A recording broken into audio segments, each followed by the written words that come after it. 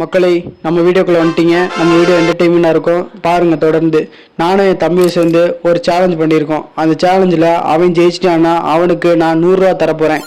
அதை அவன் வாங்குறானா இல்லையான்னு கடைசி வீடியோ முடிவு உங்களுக்கு தெரியும். நான் ஒரு சில பொருட்கள் பேர்லாம் சொல்லுவேன். அந்த பொருட்கள் பேரை வச்சு அவன் கிரிக்கெட்டர்ஸ் நேம் கண்டுபிடிச்சானா அவனுக்கு அந்த 100 ரூபா கிடைக்கும். அப்படி கண்டுபிடிக்கலன்னா அந்த 100 ரூபா நம்ம கிட்ட தான் இருக்கும். நான் ஏடா தம்பி, சேலஞ்சுக்கு ரெடியா?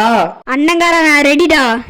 ஒவ்வொரு பிக்சருக்கும் நான் 3 செகண்ட் டைம் தரேன். நீங்களும் வேணா ட்ரை பண்ணி பாருங்க. உங்களாலும் கண்டுபிடிக்க முடியாதுன்னு நினைக்கிறேன். அவனும் முடியாது. நமக்கு தான் அந்த 100 ரூபா. இதோ உங்கள் முதல் பிக்சர். நம்ம சேனலை சப்ஸ்கிரைப் பண்ணாமல் பார்த்தீங்கன்னா சப்ஸ்கிரைப் பண்ணிட்டு இந்த வீடியோ பாருங்க. வீடியோ ரொம்ப என்டர்டெய்னிங்காக இருக்கும். பேண்டு அப்படின்னா கிசப்பந்து இல்லைனா இல்லை கிசப்பந்து. தம்பி, ரூல்ஸ் அண்ட் ரெகுலேஷன்லாம் சிரிட்டு மாற்றி மாற்றி பேசினேன்னா உனக்கு இல்லை துட்டு. பார்த்துக்கோ, தெரிஞ்சுக்கோ, புரிஞ்சுக்கோ.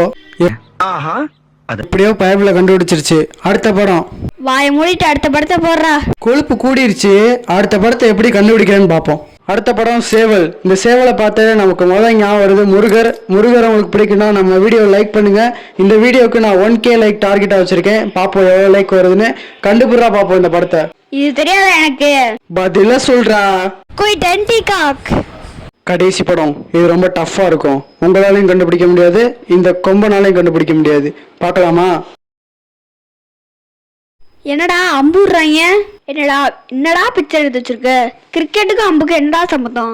எப்படி கூலிக்கும் ரஜினிக்கும் சம்மந்தம் இருக்கோ, எப்படி குட் பேட் அகலிக்கும் அஜித்துக்கும் சம்மந்தம் இருக்கோ, அதே மாதிரி ஆர்ச்சருக்கும் கிரிக்கெட்ல சம்மந்தம் இருக்குடா, பங்கு இருக்குடா.